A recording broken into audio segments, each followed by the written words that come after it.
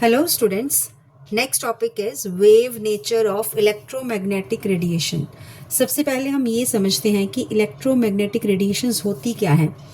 अब simple examples देखेंगे. Sunlight, torch की light, radio waves, TV signals और मोबाइल सिग्नल्स, ये सब इलेक्ट्रोमैग्नेटिक रेडिएशंस होती हैं. अब एक डिफरेंस क्या होता है इनमें कि साउंड को ट्रैवल करने के लिए हवा चाहिए होती है, लेकिन लाइट को एयर की ज़रूरत नहीं होती. लाइट वैक्यूम में से भी ट्रैवल कर सकती है. इसीलिए सूरज की लाइट जो होती है वो स्पेस से होते हुए अर्थ तक पहुंच जाती है. So main important point is electromagnetic waves they do not require a material medium. So we will note down what is electromagnetic radiation. Light is an electromagnetic radiation. It does not require a material medium.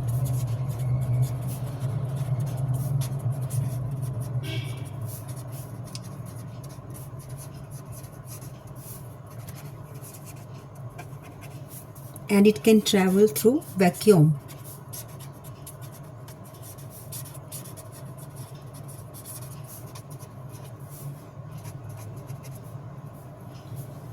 Next is Maxwell's theory.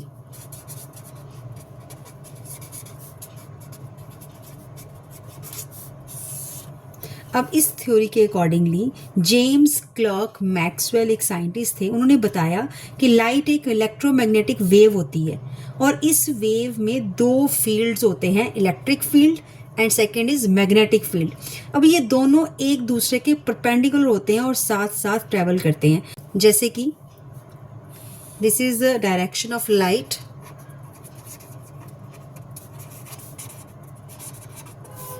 और जो दो fields होंगे they will act perpendicular to each other. ये electric field है और ये magnetic field है. So this is the main point.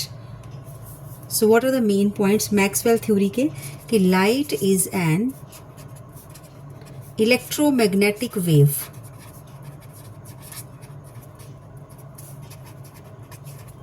It has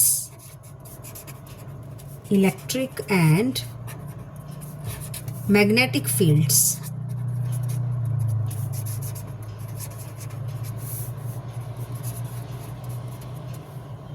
And both fields are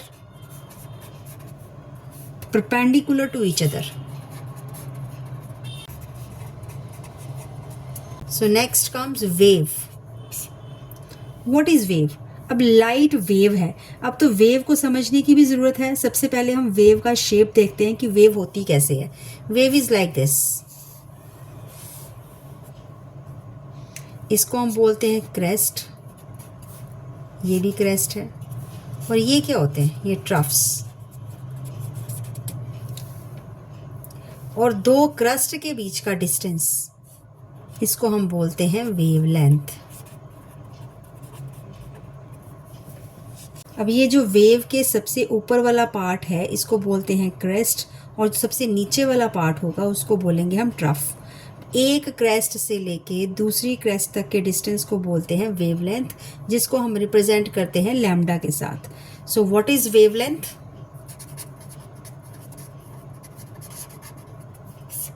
represent करेंगे लैम्डा के साथ. It is a distance between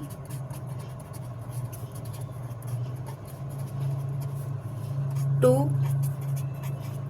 successive crests या फिर ट्रफ्स.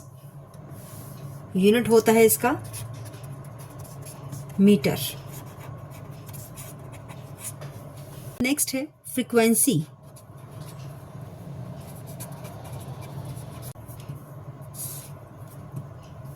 अब सिंपल लैंग्वेज में एक सेकंड में कितनी वेव्स पास करती हैं उसी को फ्रीक्वेंसी कहते हैं. फॉर एग्जांपल अगर एक सेकंड में 5 वेव्स पास हुई तो फ्रीक्वेंसी कितनी हुई? 5 पर सेकंड. और इसके यूनिट होते हैं hertz. So what is frequency? Frequency is the number of waves passing a point in 1 second. और इसके SI यूनिट है that is equal to hertz. Next is speed of light, जिसको हम रिप्रेजेंट करते हैं c के साथ। यहाँ पे एक बहुत ही इंपॉर्टेंट फॉर्मूला है which is c is equal to mu into lambda. c is equal to mu into lambda. Mu is frequency, this is wavelength.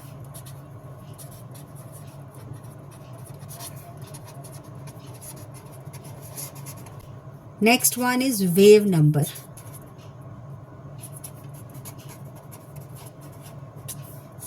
What is wave number? अब वेव नंबर का मतलब होता है कि number of waves present in 1 centimetre. Number of waves present in 1 centimetre. इसका formula होता है, इसको रिप्रेजेंट करते हैं बार के साथ, that is equal to 1 upon lambda. और इसका यूनिट क्या होता है? Unit is centimetre inverse. So finally हमने क्या किया आज? Wave nature of electromagnetic radiation. Light is an electromagnetic wave. It can travel through vacuum. No material medium is required. Maxwell theory क्या कहती है? Light contains electric and magnetic fields. Both fields are perpendicular to each other. Wavelength, distance between the two successive crests or troughs. Frequency, number of waves passing in 1 second. Speed of light, c, which is इसकी value होती है 3 × 10⁸ metre per second. Relation है c is equal to mu into lambda.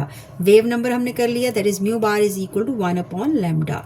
इसमें बहुत important questions भी आते हैं।